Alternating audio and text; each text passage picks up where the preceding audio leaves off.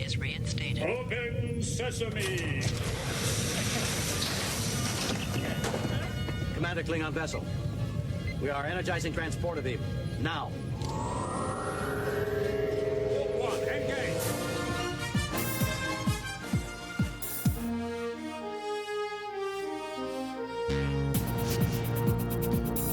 All right, hello, welcome. There's a lot to get through in this episode, so we're going to get right into it. As the third episode of Strange New Worlds' third season covers a great deal of ground with an installment like Shuttle to Kenfori, where the script itself is incredibly succinct, touching on various past character arcs in a manner that does not clutter. That's the key word there. It does not clutter, but instead expands and builds upon them. That's what we like to see in our episodes of Star Trek, right, David? Oh, absolutely. Especially like when you take a look at this episode and how well, I don't know, like the blend of the type of storytelling you're talking about and also the action, because the tension in this episode was really well done. Yes. And when you actually take a step back and actually see the quote unquote genre that they're trying to do in a Star Trek episode. Horror? Exactly. Again, eco-horror? No. What? Essentially, they basically did The Last of Us in Star Trek. Or The Happening. And I oh my God. But yeah, the fact that they were able to do that and still not take away from what makes a Star Trek episode important. See, David, that's the key, right? Like, you can do all types of things. That's what I always say about Star Trek. When people say, well, does this concept work within Star Trek?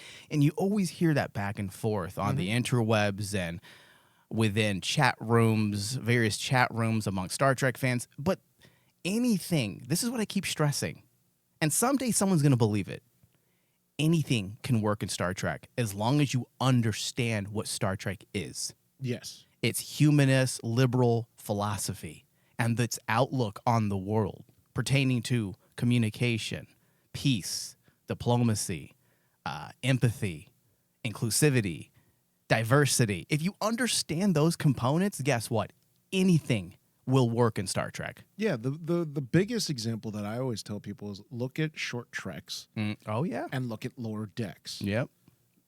Those are perfect examples. Those are shows that should not work in Star Trek, but they do. Why? Because the writers that they choose to bring in, they go in knowing what the homework assignment is. Correct.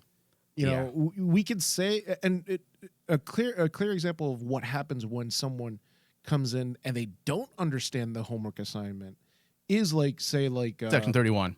Section 31, or even Shaban, when Shaban came in first season of Picard, because he tried to write a story that's not Star Trek. Yeah. And I get what he was originally going to when I take a look back at it, and we give him a lot of crap about it. But in all honesty, when you're dealing with a set franchise, you have to go in knowing the ground rules. Yeah, there are realities that you must abide by. And if you don't, then you're going to be scorned, whipped, hated, crucified, maybe even murdered by Star Trek fans. Yes. All right, so if you're new to our show, you can find us wherever you listen to podcasts. Just search Star Trek from the Holodeck. Be sure to give us a thumbs up, rate, review. If you found us on YouTube, give us a thumbs up, a little like there, subscribe. We're definitely growing over on that platform over there. So by all means, if you prefer to watch our ugly faces, or my ugly face, I don't want to speak for David, but my ugly face, please go over there and check us out on our YouTube as well. So David, this was a fun episode. Pike and M'Benga's journey into dangerous Klingon territory to find a rare cure for Batel's worsening condition. The team discovers plant-fused zombies on Kenfori, former victims that were transformed by alien flora, creating a deadly threat. That's something, David, I don't think many of us would ever see so overtly in Star Trek. I mean, debatably, I would even say debatably, the Borg themselves were the go-to zombie for a very long time. In fact, Yeah. First Contact, when it first came out, 1996, 1997, I remember a large portion of the reviews were critics just praising its immersive horror feel. Like, how could you bring horror to Star Trek? Well, this is how you do it. And here again, First Contact, or taking from First Contact, those what's the word I'm looking for, Elements. David? Those elements. Yes, thank you. Those elements, and they were able to also craft something that you would not suspect to work in Star Trek, and it absolutely did. And we'll get into all the ins and outs and as to why it works so well. But we also have Spock's attempt at a mind meld Yep. with Captain Batel, and in doing so, he encounters a hostile, invasive consciousness that complicates the entire aspect of her illness, Batel's illness, and Benga's past, something that they put the question mark on, catches up with him when he confesses to killing the ambassador, the Klingon ambassador Dak Ra, I believe is his Dak Ra. name. Yeah, and it's one of the most. In my opinion, it's one of my favorite episodes, the M'Benga episode. Yeah, I know it was very controversial, and I'm sure I haven't went to the internet yet about this episode because I, quite frankly, don't really care anymore about some of the complaints. Yes, But, the M'Benga thing was controversial. it was. But people let it go because of the nature of it being kind of opaque. Like, what happened? yes, We're not sure what happened. And it was a clever way to leave a bit of a ellipsis, like what actually happened. But now they're pulling back the curtain and say, this is what happened. And I think the way they did it, it works. If they were to reveal it at that moment when the episode originally came out, when the question was presented, did M'Benga in actuality kill the ambassador? I don't think it would have been as effective, and I might have been one of the Star Trek fans that complained. But the way they did it here, tying it into the Nietzschean duality that I talk about a lot in terms of Star Trek, the Apollonian and Dionysian sides, the duality of reason, logic, chaos, and emotion. And because they tie that into the very core theme of the episode, it works just fine because you're talking about identity. You're talking about autonomy. You're talking about whether or not someone has a monster within. And what does that actually mean? So when you take all of that into consideration, the M'Benga stuff works less as shock value and more as something that we as Star Trek fans can ponder philosophically, because isn't that what Star Trek is about? exactly. And the really great thing about how they treated this theme was everyone was involved. You had Correct. every character be involved with this theme in one way or another, so that we as the audience can be eased into the story. And it goes into like what some of our criticism in other episodes and other shows, where it's kind of like the writer seems to be trying to say too much, where it's like, oh, I have this story A, story B, and story C. Cluttered, right? It's cluttered. Yeah. Here, you have story A, story B, and story C, but they all are tied by that one thread. Yeah. There's always that one thread that basically will tie it all together, make it nice and neat. And it is very similar to like the prior M'Benga episode, where in that episode, you had that core theme running throughout all the characters, and it was tied nice and neatly. Right. Well, remember the biggest problem I had with the last episode, Wedding Bell Blues, was that the structure was, I called it blocky for a lack of better wording or phrase, but nothing interweaved. Yes. It was all separate blocks of story. This, when I talk about structure, this episode here, Shuttle to Kenfori, is an example of a near perfect structure in almost every way, Dave. Oh, yeah. Thematically, aesthetically, what it's actually doing plot-wise, the most simplistic part of a movie, the plot is succinct, it works. All right, so let's jump into more detail here, Dave. Continuing from the previous episode, Battelle is in fact on borrowed time, which was alluded to in the previous episode, but was stated overtly at the very beginning of this episode. And Spock, these writers are always finding great ways to use Spock, hoping to alleviate some of, I guess you can call Battelle's incessant pain. Spock attempts to mind meld, only to discover what seems to be an invasive consciousness. Yes.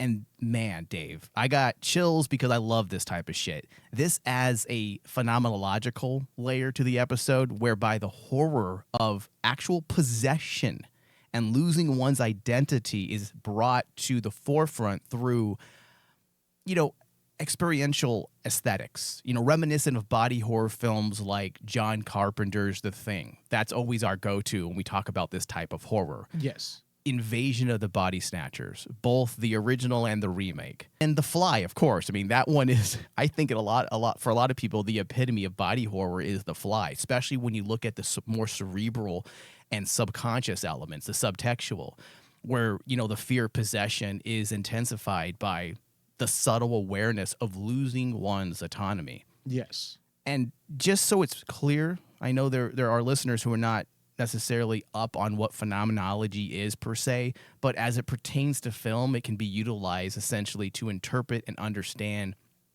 how sensory experience, embodiment, and subjective perception actually shape the viewer's experience with, in this case, cinematic horror and exploration of identity, fear, and transformation. And it's actually one of my areas of study. That's why I always look for those elements. And it's one of the reasons why I dig body horror. Is utilized in film in this way, it makes for quite the intellectual statement. And that's why in an episode like this, through the lens of Shuttle to Kenfori, it transforms its narrative of possession into a mediation on fragility and selfhood. And that, by doing that, you're now understanding what's going on with Spock. It's dual serving. Not only is it plot eccentric, covering our A to B, our C, right? Which is what Battelle's about. Battelle is the overt narrative. Spock is what's happening at the subtextual. Yes. Because through understanding that we have this possession, we're also now dealing with the idea that Spock is still going through problems. Why else do they make it a point, David, and I'm sure you caught this, why do they make it a point to bring up the Nurse Chapel and Corby stuff at the very beginning of the episode? And then they go right into the aspect where Spock is struggling with this mind meld and he screams out. He's unable to control his own emotions, even though we know a mind meld is incredibly powerful, we know Spock in later years is in complete control of that mind meld. Yeah. So this adds to that inner conflict.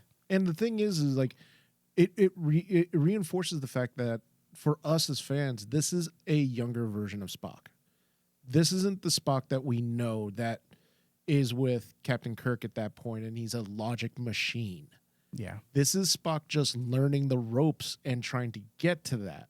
So like to have him, I think it's actually a really smart thing to do to actually tie, and think about this, Mike, tie an episode like Wedding Bell Blues, which is so different to this episode tonally. Yeah. And to tie it together and basically still carry that narrative that we discussed about in the last episode where it was done for laughs to some degree in Wedding Bell Blues. Here it's done for more serious tones. It's like, yeah, that stuff that Spock went through from Wedding Bell Blues, it still affects him. That character is like still dealing with stuff. It's right. It makes those characters feel more real, more relatable. Right. And also it justifies some of the actions that took place in that episode. Do you remember I said that during our last discussion that I wasn't too happy with how they handled the Chapel and Spock stuff? But what did I say? If this is a continuing thread that this is about Spock's own internal Yeah. struggle and how he gets from A to, say, Z by the time we get to the original series, and we come, or I should say, and then eventually aligning with the Spock that we all know, like you were saying. Exactly, and yeah, we did it in a way. We've been making jokes about it, about how tying it to the motion picture where Spock sees Chapel and then treats her like she's not even a real person. Oh. Do you blame her? I blame him, I should say. Blame him. And honestly, I think it was hilarious that Chapel's the one that has to knock Spock out of his rage. And I'm like, I think you might want to take a step back. Exactly. I'm like, Chapel, you might want to leave the room. Yeah, because that rage, you don't want that directed at you. Exactly. Especially after what you did to my boy. Kobe's not going to save you. Yeah. I was hoping Kobe was there because Kobe is apparently on board, right? Yes. Yeah. Yeah, he is. Motherfucker. It just moves in. What? Oh. See? Still makes me mad. See, if you had a mind meld mic, you would actually burst out into a Gorn rage. That would have been me, except I would have used it to just slay Corby. Like, well, it was the mind meld. It was the mind meld. Couldn't control it. Yeah. So that's, let me see. How can I recover this? How can I transition back into our discussion? The one thing that I actually, when you were discussing about how this theme just ties cinematically. Yeah, there we go. Yeah. One of the movies that popped in my head was The Exorcist. Exorcist is like one of the greatest greatest films that ever did that, where it's like it makes you not just see the horrors of possession, it makes you feel it. Yeah.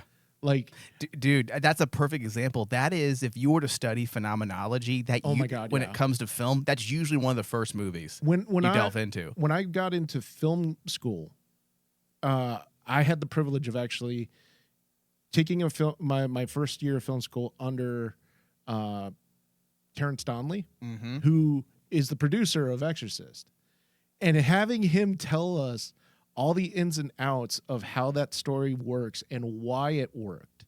Well, how the story, the whole point was actually they wanted not just their audience to feel what that film was about, they made the crew feel it. So that's why you get like these weird stories like, oh my God, when they went into the sets and everything's freaking cold and no one says anything. David, what a contrast when you look at today's film set. Oh yeah. You walk into, you hear all this talk about, the volume effects makes the actor feel like they're in it. It's immersive. But if you happen to look, 90 degrees the other angle, look, it's a studio. But look at how you explained the Exorcist set. That practical sets with expert art direction is truly how you immerse your actors. And look at Strange New Worlds, a mixture of practical sets and volume. And it amazes me that basically a lot of shows decide to go all volume because like they think they can save the money that way. But in actuality, if you look at Strange New World's budget, it's probably lower than a lot of like the other shows, but their visual quality just like everyone else's pales in comparison. It does, without a doubt. That's I believe. I don't know if it was you and I or Thomas and I that actually went into that, dealing with the advent of CGI is just it's a whole other topic, but it's just not nearly where it was. But to Star Trek's credit, and you can feel this technology in use in this very specific episode. Star Trek is the only franchise, in my opinion, that has utilized the volume correctly. Yeah, pretty much. Everyone else, it's like they're using it. Other franchises, movies, are using it simply as a way to constrain budget, to save some money. Save money. Star Trek may be doing the same thing.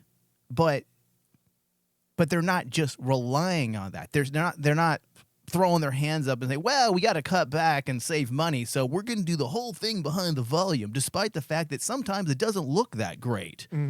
Where these people continue to find the right settings, the right scenarios within those scripts. In fact, I would argue they're writing the scripts specifically for the volume in a lot of ways, which I'm not an advocate for that. But if you know that that's your biggest asset in terms of visuals, then if you write to make sure your scenes work for that tool, then you're going to get what we've been getting off of both Discovery as well as Strange New Worlds. Well, look at this episode. I mean, some of the shots with Mbenga and Pike is really well done.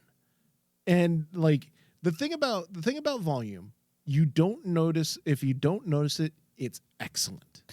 Yeah. It's like when me and you covered the episode in the past season with the death of Hammer when he dies. Mm-hmm.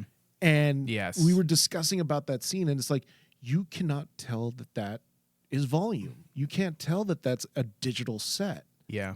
Why? Because just the way they all used the volume as a tool and not as a budgetary cutback. You know, it's not when I look at Strange New Worlds, I never get the sense that the makers are looking at going, oh, how do we do this? How can I make this shot easier? Yeah. Right? I always feel just like what you said. They're looking at the shot and saying, okay, how can we actually make the shot feel right for the story? Not how do we make the shot work for our budget? Right. That perfectly put. That's exactly right. Because remember that saying, shoot for the edit? When you shoot for the edit, you're making editing decisions that much easier, right? Well, this is what they're doing with those visual effects. It's the reason why we get such beautiful, visually appealing imagery in modern Star Trek, is because they're not shooting for the edit, but they're shooting for those visual effects. They're planning it. It's within the pipeline. They fully understand what works and what doesn't work. And the only downfall of that, and I'm sure people, if they haven't noticed, they will now notice. So hopefully I'm not ruining something for people.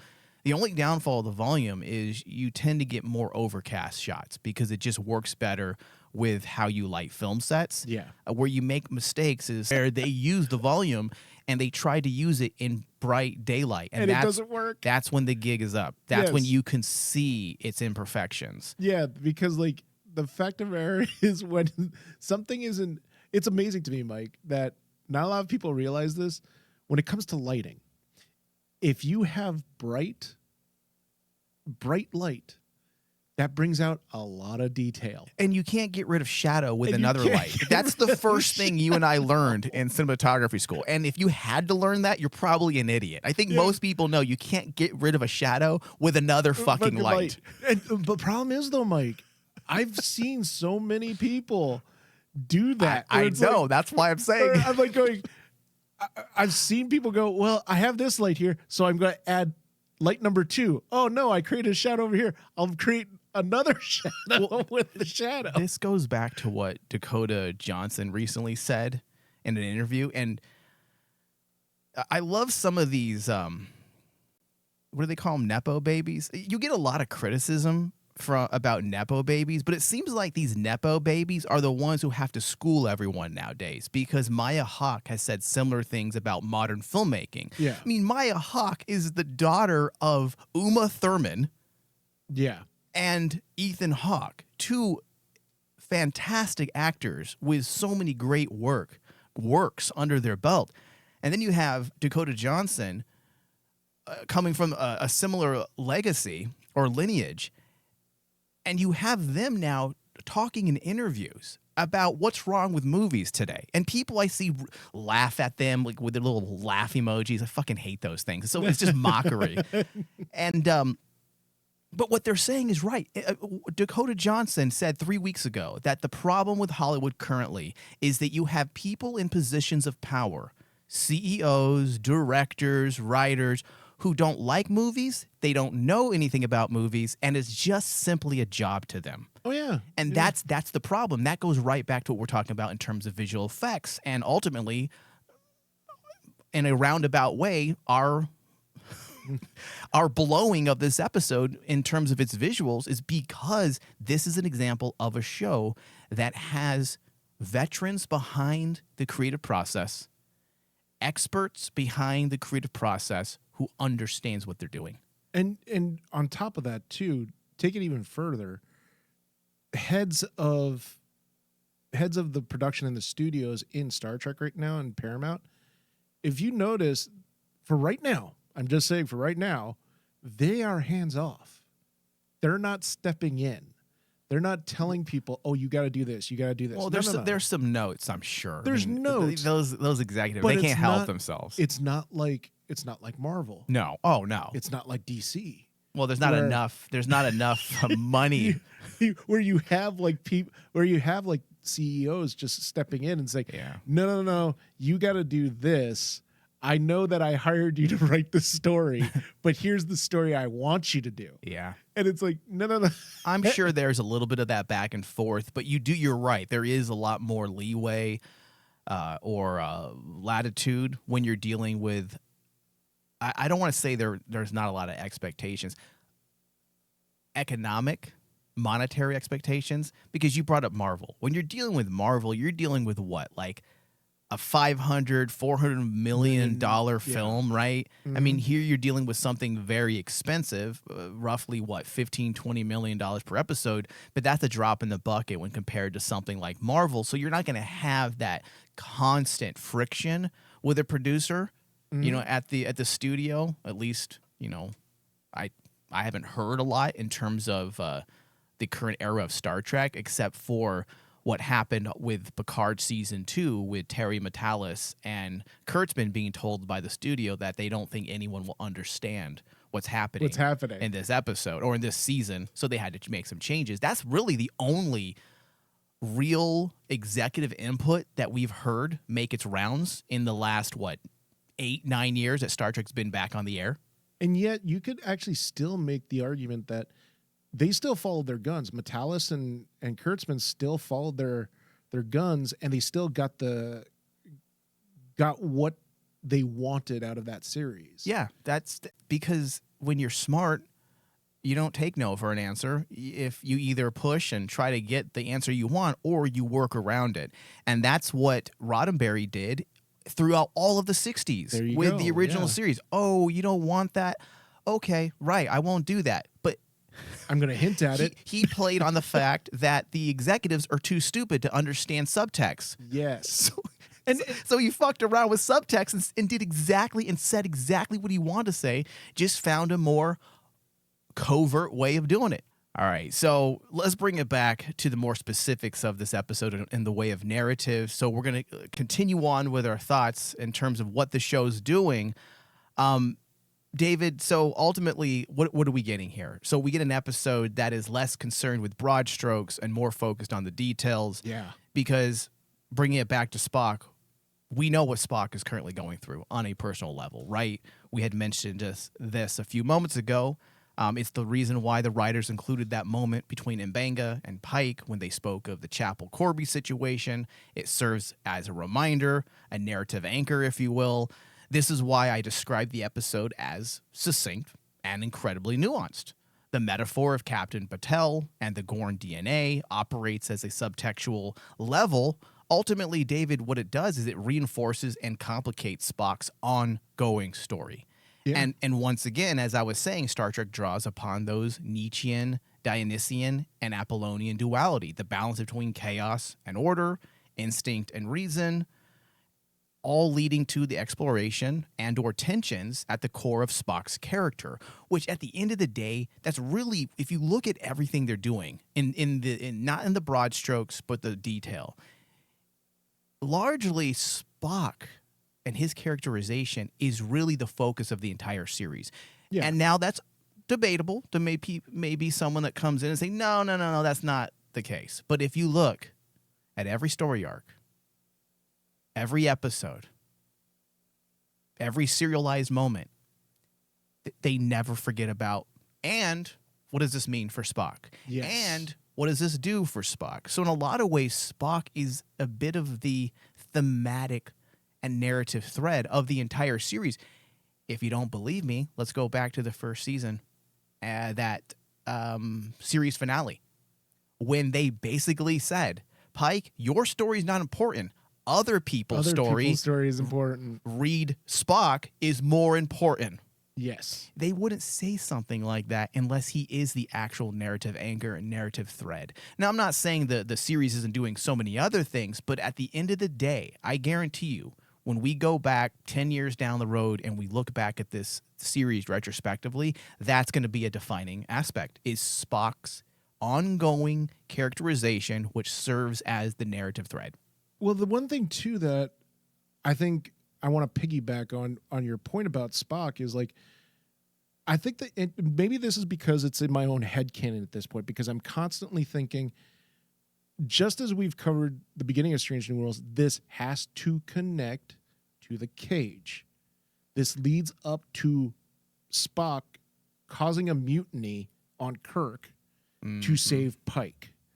And there was elements in this story, especially pertaining to Spock, where I was like going, Spock most likely is watching what Pike is doing, and he's beginning to learn what it takes to actually, sacrifice for a friend. Because, like, in the very beginning, what happens? Spock volunteers to go with M'Benga first. Pike stops him and says, no, I'm going with M'Benga. And to me, in my headcanon, I'm like, okay, he's planting those seeds in Spock that basically this is teaching Spock about what does it take to really help a friend. Right. And in the end, I've mentioned this since season 1. We have to understand, why the hell is Spock and the cage so willing to cause a mutiny and cause a crime that basically would most likely lead to his death for Pike? Yeah. And yeah, in season 1 and season 2, we see those elements that basically, Spock is friends with Pike and he's getting close to Pike. But at this point, even up to season 3, I don't have a gauge of, like, Spock's willing to sacrifice his life for Pike. I think you're on the right track here with your interpretation, because I wouldn't disagree, because what have we been talking about as it pertains to Spock? His inner conflict. He's supposed to be a being that's governed by logic, but the very decision he makes in the menagerie, which is the name of the episode, the cage is the name of the pilot. What does he do in the menagerie? He goes against Starfleet rules and regulations, even at the risk of death. Yeah. In order to save Pike. That's not logic. That's emotion. Mm-hmm. And we're supposed to, by that point, I mean, even it's a mystery to Kirk that, and by the end of the episode, Kirk just basically says, Pike means that much to Spock. Yeah. Okay, that's cool. That as Star Trek fans were willing to accept it. But Strange New Worlds, ever since we started, I'm like going, no, now you have to show the basis of that. Right. Because everything's going to lead up, and they've already stated that it is going to bump up against the menagerie. And so that we can actually get that awesome continuity flow. Yeah. To understand what the original crew, not Kirk's crew, the original crew, Pike's crew. See, David, I'm not always a fan of prequel series, whether they be films or actual TV shows. I'm not a fan of prequels because I think a lot of times prequels are simply a cash grab. An easy way to market something that's familiar. Look, you remember Member-berries. You remember Captain Kirk? Where here he is again as a young man now. You remember Kirk? Well, here he is as a baby. That's the next step. It's always just going back. And hey, you remember how Kirk he doesn't have a scar on his chin, but let's say he does. Remember how he has a scar on his chin? Well, this is how he got it. It's like, okay, but that's not very interesting. But if you're going to do a sequel series or a prequel series or a prequel movie, this is how you do it. Mm-hmm. You substantiate you explain how a character, his core, his being, his ideology, his worldview, right? How did it get to this point? Well, here you go. And this is an example of how you do it. Strange New Worlds is a perfect example of how you do that. It's not about, hey, remember that one episode where Spock said something to someone? Well, here, this is why he said it. It's not an Easter egg. Thank you. I was trying to avoid that word because you know how that instills such rage. Yes, it brings out the Gorn in you. I know. Yeah, it's the intrusive, invasive alien presence in me. Because we have so many fans. Can you guys talk about the Easter eggs in the Star Trek episode? Oh my God. All right, so let's touch on the flora stuff, and then we're pretty much done for today. So looking at the rest of the episode, the plant fused zombies. If someone would have said this, David, if I was the writer in the writing room, you would have someone said, something. "Hey, Mr. Flores," yeah, that's what they would have to call me, Mr. Flores, not Mike. I treat them like students. I have an idea. Zombies. I'm like, get the fuck out of here. You've done that to me, Mike. You've done that to me where it's like, what about if we bring zombies in? Woof. Yeah, go. Like, you go outside. But this is how you do it. See, on paper, it may, or not, maybe on paper it looks good, but if you just threw it, if you pitched this to me, I would be upset. But this goes right back to what we were talking about. If you understand Star Trek, you can make it work, and make it work scientifically. That's the other thing you have to abide by with that's Star what surprised Trek. me. That's what surprised me the most with this, is the fact that not only did they bring in zombies, and we're able to do something that I think not many zombie genre, and I love zombie movies, Mike, not many zombie series are able to do, where it's not about the zombies, it's about the characters dealing with themselves surrounded by the zombies. Yeah. And like that here was done so well. I was like, how could they make it even better? Because the one element in a Star Trek series that you have to always abide by, for me, in my opinion, is science. Right. It has to make sense scientifically. And yes, scientifically, thematically, and that's why when you have that flora-based plant-fused zombie, it's basically extending the themes, because you're now externalizing the fear of what? Of internal corruption. Yes. You're bringing all of that to the forefront, and these specific zombies, once human or Klingon, now overtaken by alien plant life. What it is a very stark visualization of what happens when the self is eroded by an invasive force. Mm-hmm. So this entire element is fucking cool. It has horror vibes, and yes, it's spectacle, but it's not spectacle for spectacle's sake. Yeah. You're building out a very smart theme that then fleshes out your characters and builds out characterizations. I love it. I don't have very many problems with this episode. I mean, what else could you say, David? I mean, how can you complain? I pose that question because I have seen complaints. Well, because like mostly everyone complains about the zombie element, because automatically they got to dig deeper. They have to look at what it's doing. That's what that's why I've been trying to tell a lot of like people who have talked to me about the zombie genre in itself. It's like, it's the genre of zombie films is a tool. And yes. And what is it a tool to do? Now, not all zombie films are necessarily body horror. It depends on how you're using it. In this specific example, it is body horror. And what does body horror imagery reinforce? Well, in this particular episode, it reinforces the idea that what have we been talking about? Identity is fragile, and the line between self and the other is never as solid as we'd like to believe. That's what Mbanga's arc, let's talk about that, actually deepens. It deepens that thought. Yeah. With that whole idea of the monster within. His confession to killing Dak Raw is more than a shocking character beat, as we had previewed at the top of our show.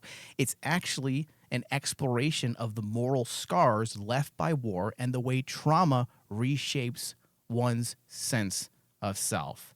So while Mbenga, I always struggle with that name, Mbenga often represents the rational healing presence aboard the Enterprise, with this particular revelation, it fractures that image. Yes. It changes what we know and expect from this particular character. And it suggests that beneath this composed exterior lies an extraordinary capacity for violence and vengeance that he would rather suppress. And rather than making excuses, the episode doesn't make waves or moves, I should say, to excuse this, but instead it weaves them into a type of mediation on identity as something fluid, fractured, and complicated by, yes, history. And isn't that what Ortega's is about? Her issues last episode, seeing the reflection of the Gorn in the viewport window. Now we have her disobeying orders, questioning orders in the midst of a battle. Of a battle. She's questioning orders. I'm like, you're the ensign. What are you doing?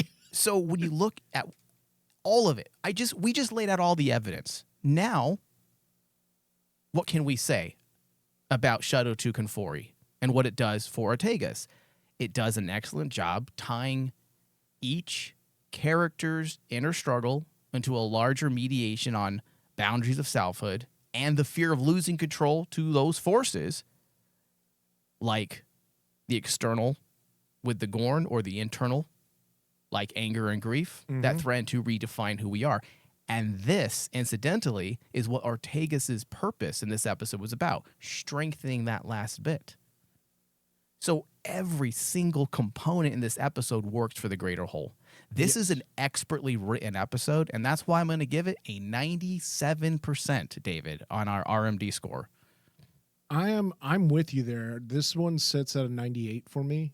I mean, this comes close to being 100 for me. I honestly, I thought that's what you were going to give it. Well, because like it has every single element that I like, but we're only in episode 3. I know. I was going to give it 100 too. I'm like, that's too early. That's too early. And the thing that I am worried about is kind of like something that we mentioned in the last episode, where it's like we get a subpar episode or an average episode, then we get a really great episode. Then we get a subpar episode, then we get a great episode. And it's that constant going back up and forth that I'm a little worried about, because you just gave us, and I reiterate what I said last episode. I like Wedding Bell Blues. Yeah. I thought it was a fun episode. It was an easy episode. There wasn't a lot of meat in that episode, though. It had problems. It wasn't bad. It just had problems. But then you bounce back with this episode. And it's like, okay. And I'm hoping that basically we don't get that massive fluctuation throughout the series again. But with that said, it is almost a close to a perfect episode for me. Yeah. I mean, even like the use of Pike. I love the fact in the very end, I don't know what it is. Ever since this series began, we've been establishing this captain who we barely know anything about. And Pike is turning into like my favorite captain, because he's like that steadying force. It goes back to like what simmer down, David. What the Admiral told Pike. You're the reason why we sent you out into space away from the war was because you represent the best of us. Yeah. And I'm like going, yeah, slowly but surely Pike is proving to be the best of them, because especially when Mbenga looks at Pike and says, so are you going to be my captain or are you going to be my friend? Pike basically nonchalantly just is like the coolest captain ever, just looks at him and says, no, you're my friend. Yeah. I got your back. It's okay. You know what, David? You're not wrong. I do feel like this is a very, I don't know if I could say Pike is one of my favorite captains yet. It's just too new, you know. Too new. And he's the new hotness. And when we talk about when we talk about favorite captains, I usually don't even, or even favorite characters, there are two characters that are never going to be put on that list because they're outside of the list. You know how God is outside of time? What does God need a starship? Yeah. Kirk and Spock are like the gods of Star Trek. Yeah, I would agree with They're that. outside of time. So I don't put them on favorite lists. So when I say my favorite character is, just know that Spock and Kirk will always be supreme. Yeah. Because I've had people send me messages. How could you say T'Pol is your favorite character? Like, well, because she is. Because she is. I don't include Kirk and Spock on that list. Because it's, first off, to just be perfectly fair, as a fan, when you're a fan of something, it's kind of hard to be objective. Yeah. So I remove I remove things so I can be more objective. Mm-hmm. And that's the way of doing it. And then I could see the landscape a little better. Yeah, that's for me. That's exactly how I try to do my favorite list now. I think you've said something similar. Actually, I might be stealing that idea, David. From you. Because like I remove Kirk and Picard, and I basically just narrow it down to like certain things that I, as an individual, would want in say for example in when we're talking about the captains. It's why I tell people my favorite captain is Janeway. Why? Because I would love to be on Voyager because I know my captain's going to cover my back. Mm-hmm. Like I would want to be on Voyager because of 7 of 9. Yeah. But like, can I join the Voyager crew, please? There's a lot of competition, Mike, on Voyager for 7 of 9. But like, or Torok Nor in the Mirror Universe in Deep Space Nine, the Mirror Kira, please. Kira. But like, when it comes to Janeway, one of the mitigating factors I always tell people why I love Janeway is she was willing to break time to save her crew. Yep. I want a captain to do that for me. Yeah, talk about break time for me. All right, do whatever you got to do to save my life. Jesus, David, your expectations are incredibly high. I have a red shirt. Break time for me, goddammit. I have a red shirt on. Save me. Defy physics. If you really love me, you'll defy physics. Defy physics. But like, Pike's getting there. That's the amazing part. Is like, Pike to me is like getting that Janeway vibe when he looks at his crew and he says, especially when you take into account his story now, which is he embraces his end, but he's going to make it count. Yeah, and I may end up eating my words, David, at the end of the 5-year run of this show. But I love Pike a lot, Anson Mounts Pike, and I love the characterizations that they are putting forth. But can we ever fairly compare Pike and let's say Burnham? That's unfair, Mike. Well, hold on. Forget. Okay, well, I have to do a disclaimer here. I'm not saying Burnham is one of the top captains. In fact, I would probably put an asterisk because she wasn't even a captain for most of the show. So I don't know if I would even consider her on the list of great captains. But for the purposes of my point, it's hard to take anything from the Kurtzman era, where we're incredibly limited in episode count, and say it's better than anything from the past. Because how can it be, and how will it ever be? Because you take one season take Enterprise, okay? It got canceled. Only 4 seasons. And it has 100+ episodes. By the time Strange New Worlds will end, it'll barely have 50. There's just not enough material there to ever, in my opinion, compare them fairly. There's just not enough. That's true. Do you get what I'm saying? Does that make sense? And do you disagree or agree? I actually agree with you to that some degree, but I also will throw in the caveat.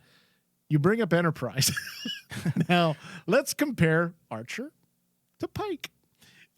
Okay, point proven. I think you just proved me wrong. You know, the episode count, you have a much greater episode count to draw a conclusion on a character.